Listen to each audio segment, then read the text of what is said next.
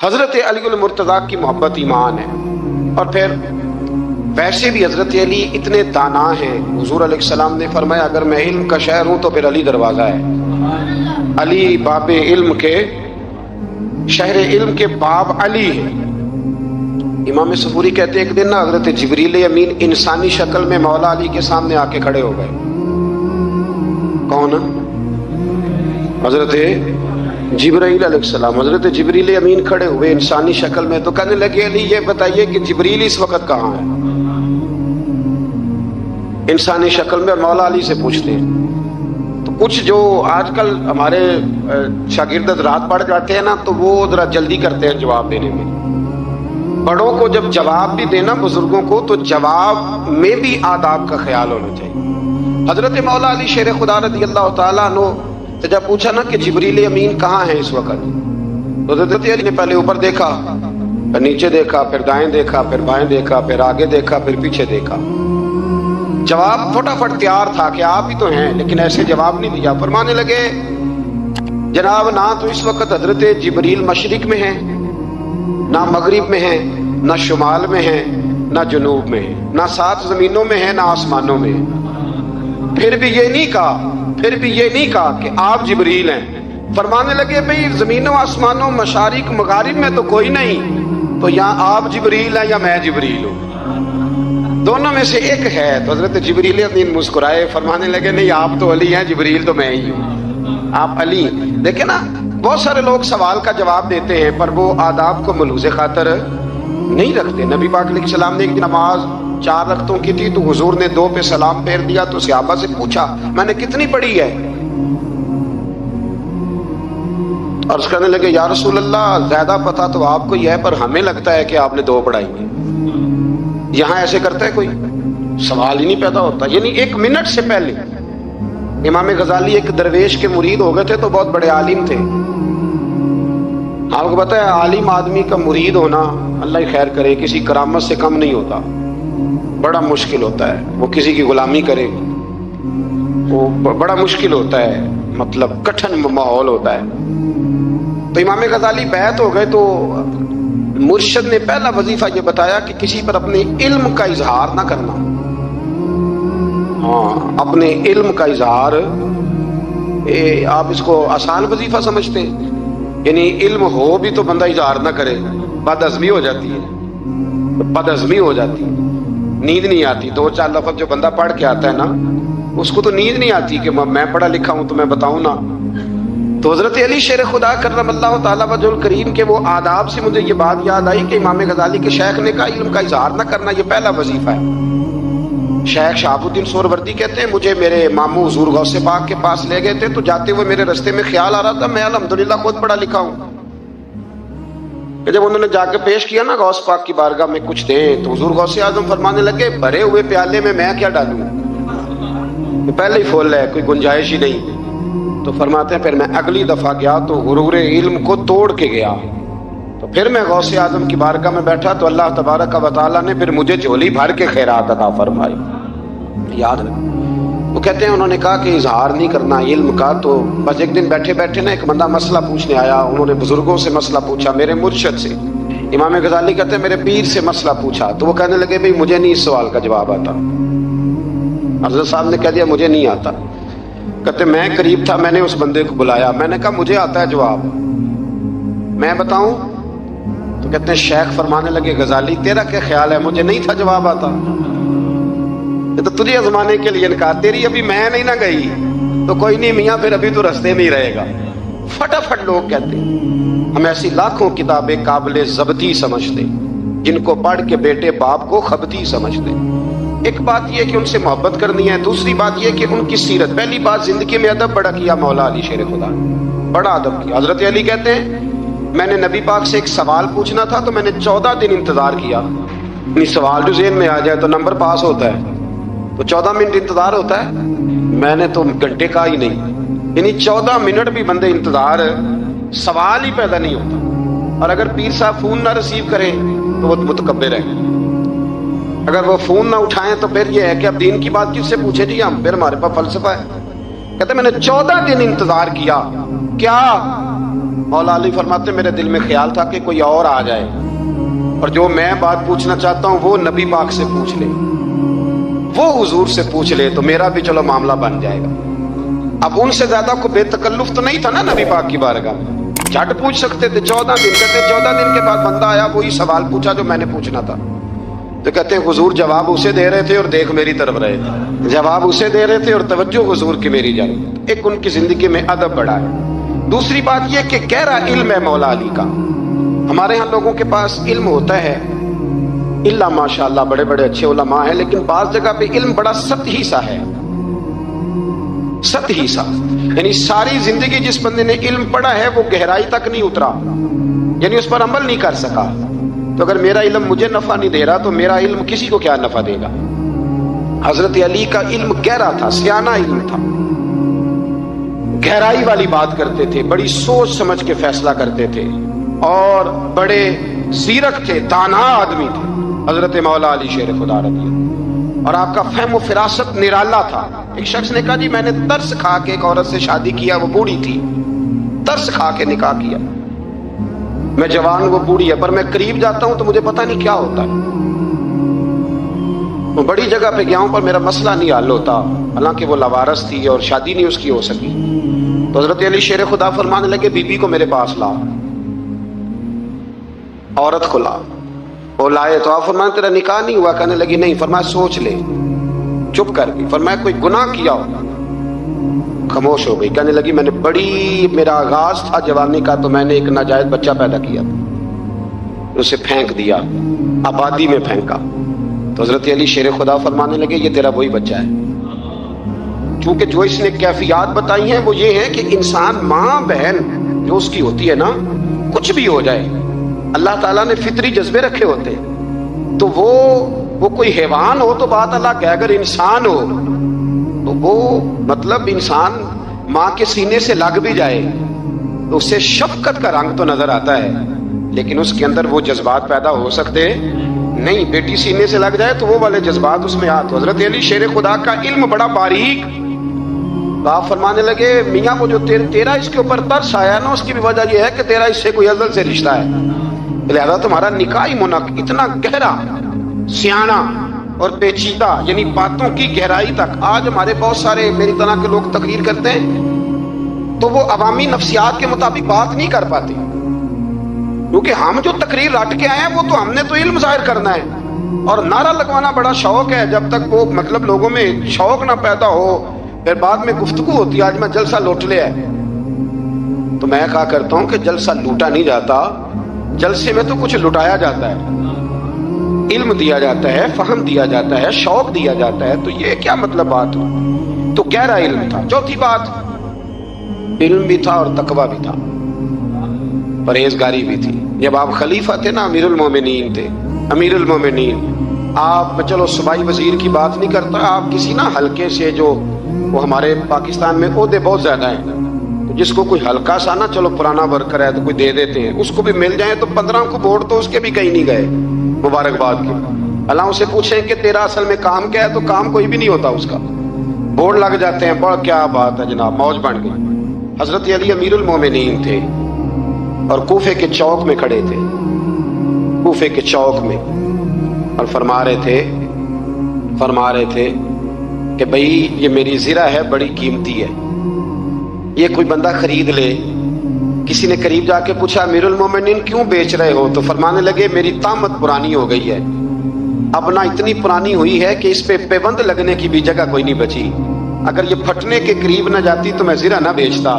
इमाम हसन रज़ी अल्लाह तआला अन्हु कहते हैं मेरे अब्बा जी खजाने का सारा मुंह खोल के अल्लाह के बंदों में बांट के तो उस कमरे में 2 नफल पढ़ के कहते थे या अल्लाह गवाह हो जा, मैंने कौम की अमानत कौम पे खर्च कर दी है। ये परहेजगारी, ये तकवा, ये ज़ौक़ हजरत मौला कायनात शेर खुदा अलीउल मुर्तज़ा रज़ी अल्लाह तआला अन्हु। हमारे यहाँ ना हमने बांट दी हैं चीजें, यानी कोई बंदा ज़रा हजरत अली के नारे लगाने लग जाए तो लोगों को शक पड़ जाता है। तो एक बंदा मेरे कान में कहने लगा 2-3 दिन से यहाँ अली अली हो रही है कान में। अब बड़ी जल्दी हमारे थर्मामीटर वाले लोग भी बड़े तैयार बैठे रहते, कहने लगा 2-3 दिन हो गए यहाँ अली अली हो रही है। मैं क्या दुआ कर हुंदी रवे। तो کہنے لگا آپ نے کوئی وضاحت نہیں کی. میں کہا تینوں اصل وضاحت دی لوڑ نہیں, تینوں کسی اور شے دی لوڑ ہے. عجیب بیوقوف آدمی ہے بھائی. ان لوگوں کا تو رشتہ ہی کوئی نہیں مولا علی شیر خدا کے ساتھ. اور ہم جو ہیں ہم تو مرید ہیں مولا علی شیر خدا. اعلیٰ حضرت فرماتے ہیں کہ حضور سے پہلے بھی جس کو ولایت ملی ہے وہ مولا علی کے صدقے ملی ہے, اور قیامت تک جسے اللہ ولایت دے گا وہ مولا علی شیر خدا کے قدموں کی خیرات کی برکت سے دے. ایک سلسلہ علیہ نقشبندیہ ہے جو حضرت ابوبکر صدیق سے انسلاک کرتے ہیں, باقی تو تمام سلاسل کو سارا فیض ہی مولا علی شیر خدا سے. تو آپ یہ کیسی بات کریں گے کہ جناب وہ فلانے کا آپ. جی میں نے اسے کہا کہ شاید میرا دعویٰ کوئی نہیں, پر میری جو اپنی تھوڑا بہت مطالعہ ہے نا, میں انسائکلوپیڈیا ہوں حضرت عمر فاروق کا.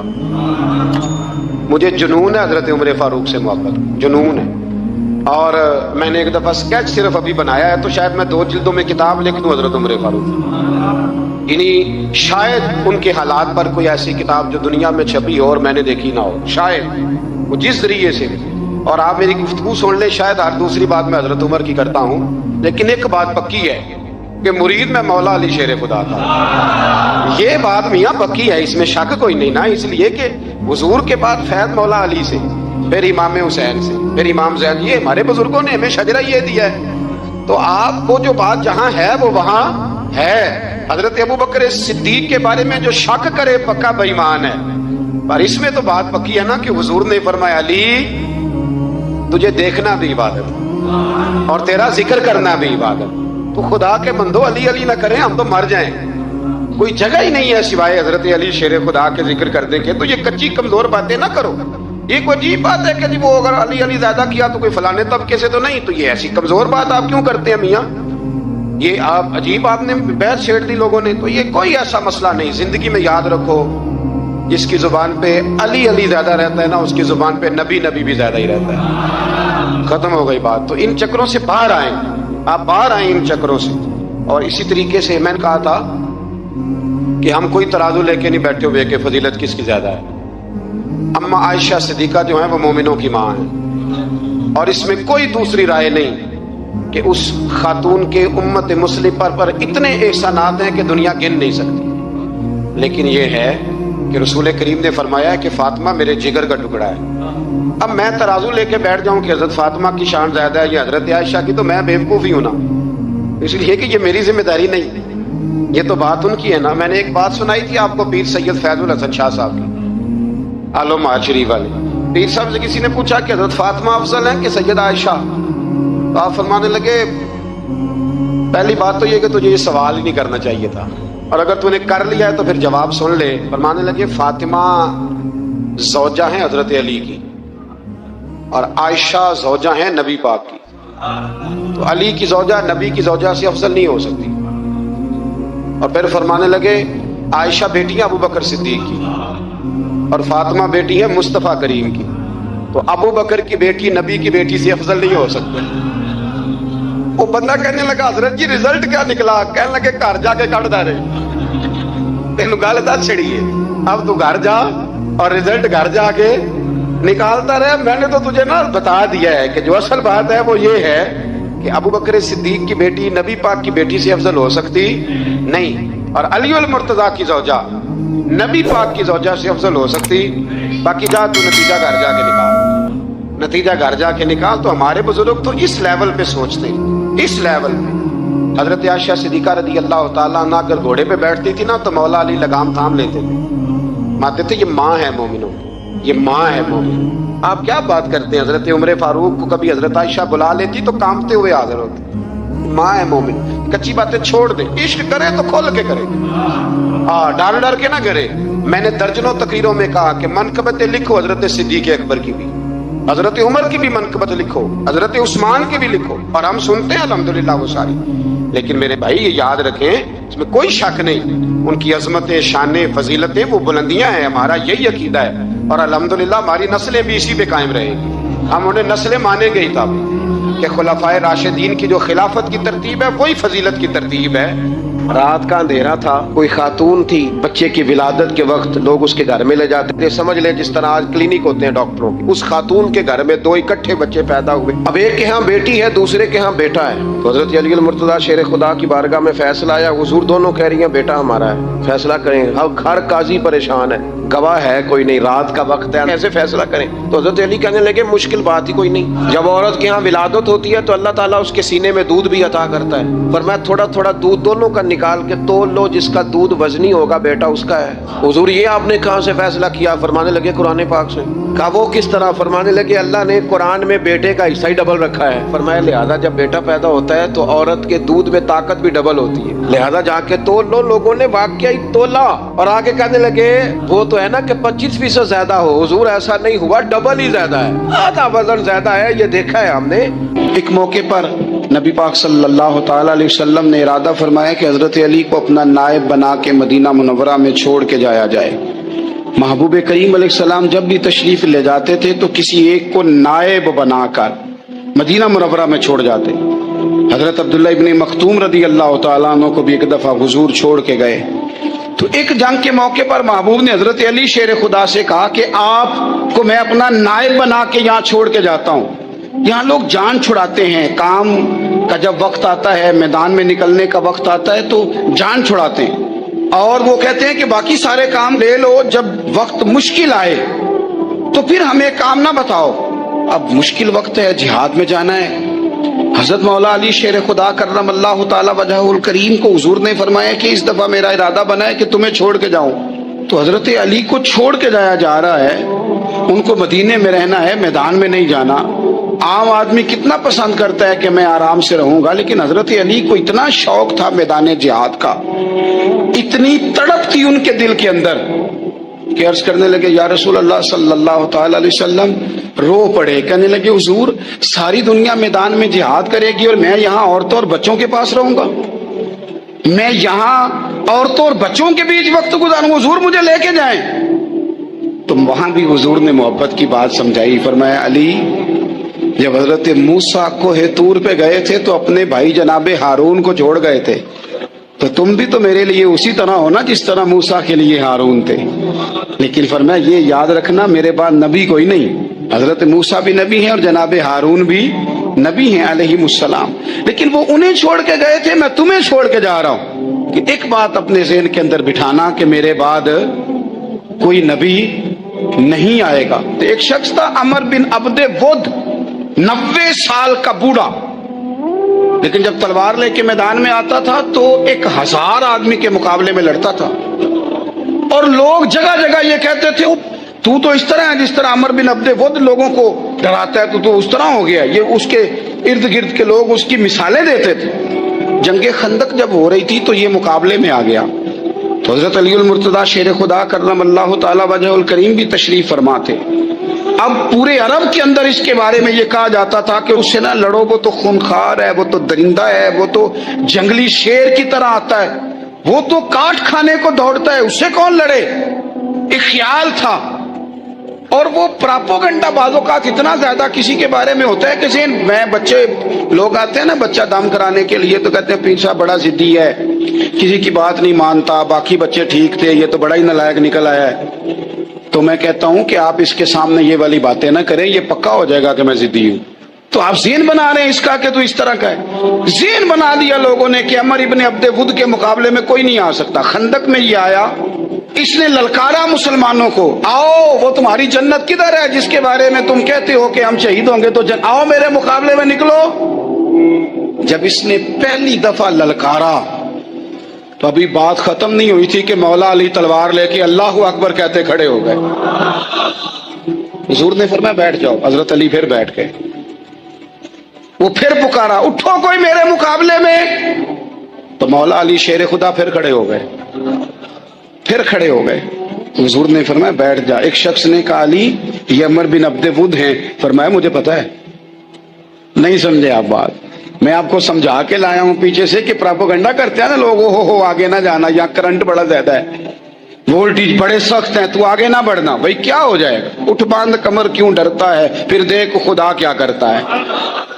हजरत अली तीसरी दफा उसने कहा ना है कोई, तो हजरत अली फिर उठे। अब तो रसूल पाक सल्लल्लाहु ताला अलैहि वसल्लम ने थपकी दी। बास जगह यह है कि हुजूर ने खुद तलवार थमाई, सर पे इमामा बांधा और हुजूर ने फतह याबी की दुआ फरमाई।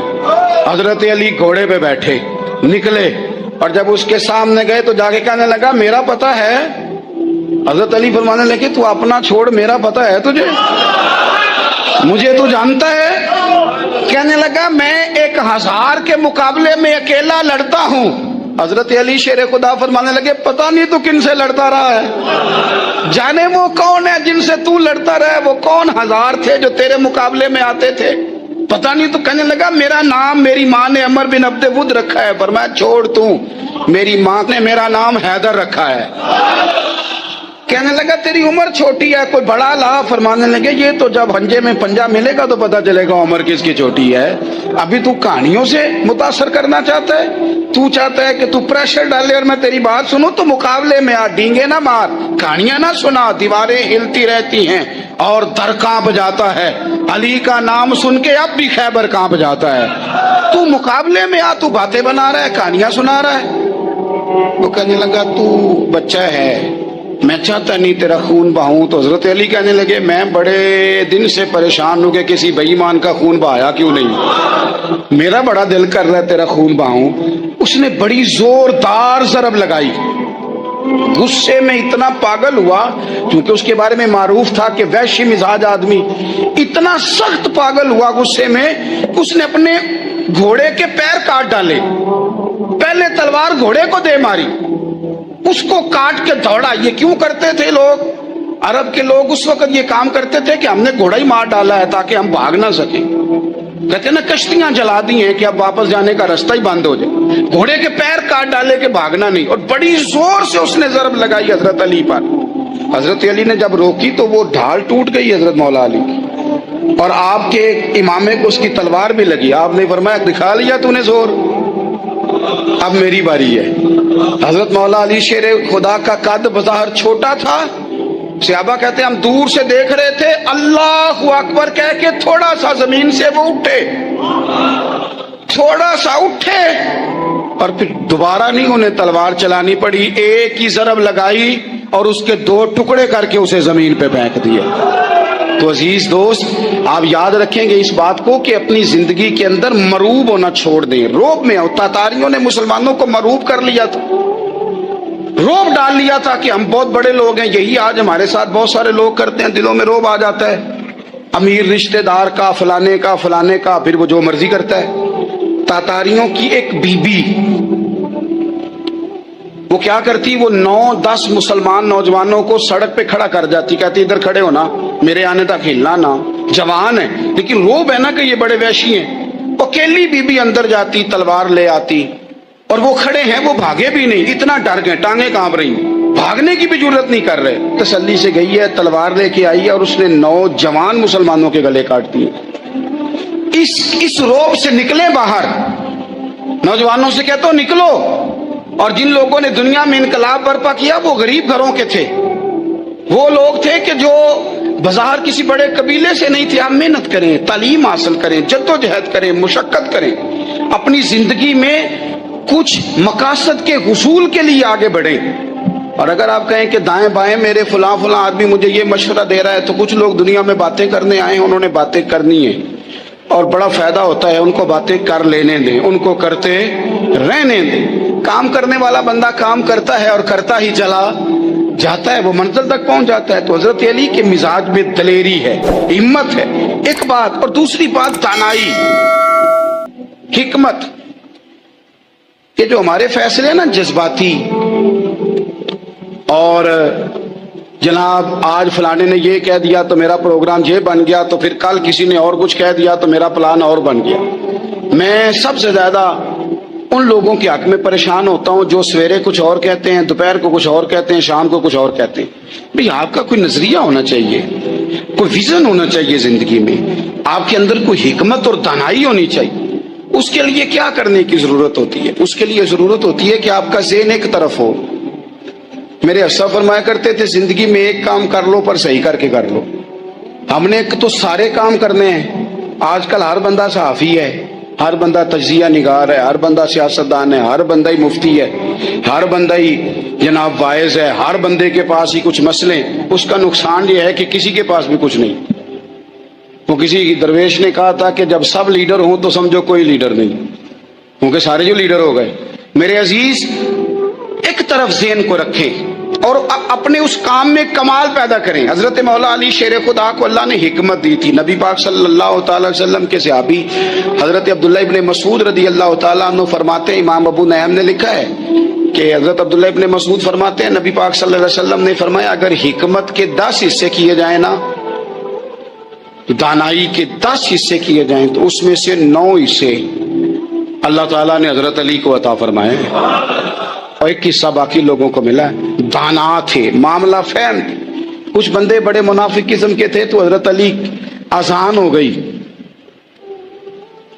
تو وہ حضرت مولا علی شیر خدا کے پاس آگے، آسان ہو گئی. حضرت علی نے جماعت کرانی، ان کا خیال تھا کہ آج ہم نے جماعت لیٹ کرانی ہے کسی طریقے سے. ہم چونکہ زیادہ باتیں، میں دوستوں سے کہتا ہوں بہت زیادہ خبریں نہ دیکھا کرو، بہت زیادہ بھی چیزیں نہ سنا کرو. آپ تو میرے بھائی موبائل کے اندر چلے جائیں گے، پھر باہر کی دنیا تو اور ہے. تو تھوڑا باہر بھی نکلیں تصویروں سے، تھوڑا باہر بھی آئیں، دیگر معاملات بھی دیکھیں. ہمیں بڑے بڑے اچھے لوگ زندگی میں مل جائیں گے لیکن ہم ان کے قریب نہیں جاتے، ہم دیکھتے نہیں کہ اصل بات کیا ہے، سنی سنائی چیزوں پر زیادہ گمان کرتے ہیں. اب حضرت علی چونکہ بڑے دانا تھے، مسلح پہ بڑھ رہے ہیں، جماعت کھڑی کرنی، اللہ اکبر کہہ رہے ہیں. بندوں کا خیال تھا نماز لیٹ کرانی ہے. نے فٹافٹ حضرت علی سے کہا کہ حضور ذرا وہ جانور تو بتائیے گا کتنے ہیں جو انڈے دیتے ہیں، اور ذرا وہ بھی بتائیے گا جو بچے دیتے ہیں.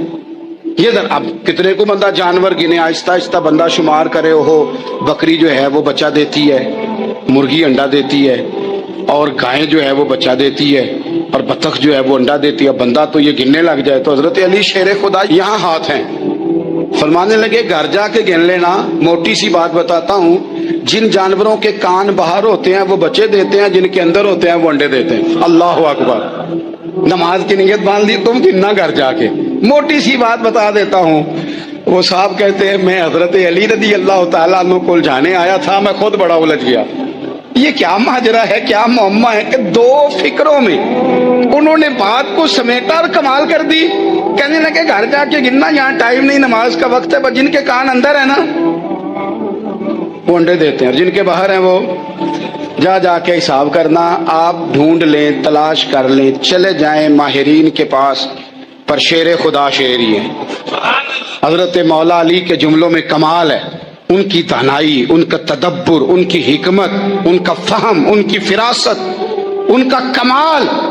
ایک شخص بڑی دور سے آیا، اس نے کہا حضور مجھے نا لمبی باتیں یاد نہیں رہتی، 2 باتیں بس بتا دیں میں عمل کروں تو زندگی بن جائے، 2 باتیں. تو حضرت علی فرمانے لگے لمبی امیدیں نہ لگانا، لمبی امیدیں نہ لگانا، موت کا پتہ نہیں کب آ جائے. منصوبہ بندی ضرور کرنا آنے والی نسلوں کے لیے، اپنی ذات کے لیے لمبی امیدیں نہ باندھنا، یہ بھی کر لوں گا، یہ بھی کر لوں گا. ہم ریٹائر نہیں ہوتے زندگی بھر، پلان پہ پلان، پلان پہ پلان. تو اگر ہم پلان کر رہے ہوتے ہیں تو جو ہمارے نیچے ہوتے ہیں وہ ہمیں ریٹائر کرنے کا پلان کر رہے ہوتے ہیں. اولادیں تک والدین کو کمزور کرنے کے در پہ ہوتی ہیں کہ اب یہ ہٹے تو ہماری باری آئے. حضرت علی فرمانے لگے 2 کام، ایک تو لمبی امید نہ باندھنا، اور دوسرا فرمایا اپنے نفس کی خواہش کی پیروی سے بچنا. دنیا میں رسوا وہ لوگ ہو جاتے ہیں جو اپنے نفس کی خواہش کی پیروی کرتے ہیں، وہ بزدل ہو جاتے ہیں جو خواہشات نفسانی کے پیچھے بھاگتے ہیں. یہ کام نہ کرنا. امام راضی کہتے ہیں کہ سیدہ فاطمہ الزہرا رضی اللہ تعالی عنہ کے دونوں شہزادے حسنین کریمین بیمار ہو گئے تو سیدہ نے منت مانگی کہ بچوں کو شفا ہوگی تو 3 روزے رکھوں گی. شفا ہو گئی، روزے بھی رکھ لیے. اور جب مولا علی شیر خدا روزہ رکھنے کے لیے بیدار ہوئے، سیدہ فاطمہ الزہرا بیدار ہوئی تو امام حسن اور حسین بھی اٹھ گئے. 7-8 سال کی عمر. اماں جی ہم نے بھی رکھنا ہے. صبح کھجور اور دودھ سے روزہ رکھ لیا گیا. این افطاری کے وقت مولا علی کہتے ہیں فاقے چل رہے تھے، کہیں سے میں جون لایا تھوڑے سے. سیدہ فاطمہ الزہرا نے پیس کر روٹیاں پکائیں. وہ وقت جو بڑا مشکل ہوتا ہے افطار کا، کہتے ہیں اس وقت جب کھانے کے لیے بالکل ہاتھ آگے بڑھنے لگے اور امید تھی کہ ابھی سیدنا بلال اللہ اکبر کہیں گے تو روزہ کھلے گا، لیکن ابھی چند ہی منٹ رہتے تھے کہ دروازے پر ایک فقیر نے صدا دی، کہنے لگا سارے مدینے کے دروازے کھٹکھٹا آیا ہوں، قحط ہے، فاقہ ہے، اے رسول اللہ کے خاندان والو، میں یتیم ہوں، کسی نے بتایا ہے کہ اور کوئی دروازہ کھلے نہ کھلے سیدہ کا دروازہ تیرے لیے ضرور کھلے گا، کیا یتیم کو روٹی ملے گی؟ تو حضرت مولا علی نے بچوں کی طرف دیکھا ہی تھا کہ امام حسن ساری روٹیاں جا کے دروازے پہ دے آئے، کھجور اور پانی سے افطار ہو گیا، صبح پھر کھجور اور دودھ سے روزہ رکھا۔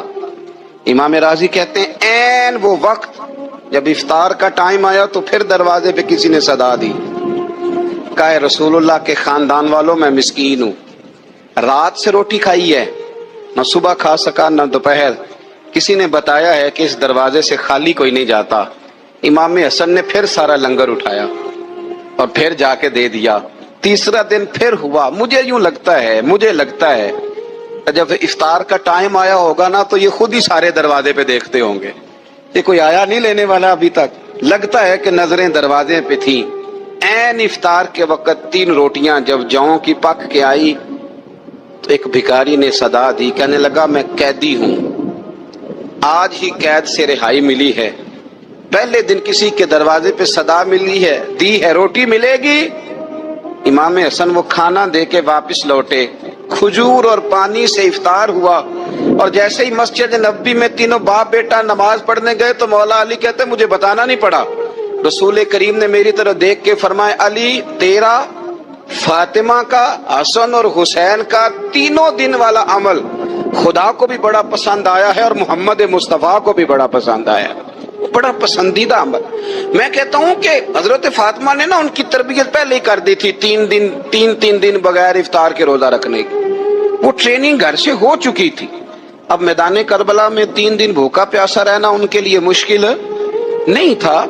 حضرت جناب سیدہ زینب بنت ابی رافع کہتی ہیں کہ سیدہ فاطمہ الزہرا نا ایک دن اپنے دونوں شہزادوں کو لے کے، جب حضور کی طبیعت مبارک بظاہر علیل تھی جس میں حضور کا وصال ہوا، دونوں شہزادے لے کے سیدہ فاطمہ نبی کریم کی بارگاہ میں گئی، کہنے لگی یا رسول اللہ میرے بچوں کو کچھ دیجئے۔ سیدہ پاک تو حضور اٹھ کے بیٹھ گئے، اس کندھے سے امام حسن کو لگایا اور اس سے امام حسین کو لگایا اور فرمایا فاطمہ یہ جو میرا حسن ہے نا اس کو میں اپنی ہیبت اور سرداری دیتا ہوں۔